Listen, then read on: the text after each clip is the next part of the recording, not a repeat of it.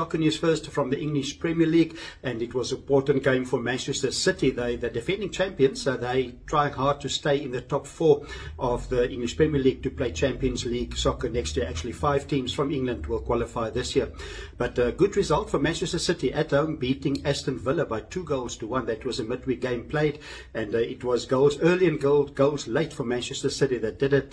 Firstly, they scored as early as the 7th minute. Bernardo Silva scored there, and then it was Aston Villa making it equal 1-1.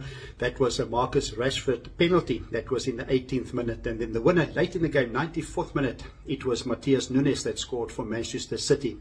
English Premier League table at the moment then, Manchester City 3rd on 61 points, Aston Villa dropped down to 7th on 57 points, and they've played 1 game more than all the other teams. They've played 34 games. So another midweek game that's going to be played on Wednesday evening. Important game for Arsenal. They have a home game against Crystal Palace. They're trying to stay in touch with Liverpool leading at the moment. But if Arsenal lose that game against Crystal Palace, it will be Liverpool that will be the champions of the season. But if Arsenal win the game on Wednesday evening, it will be Liverpool that need to win.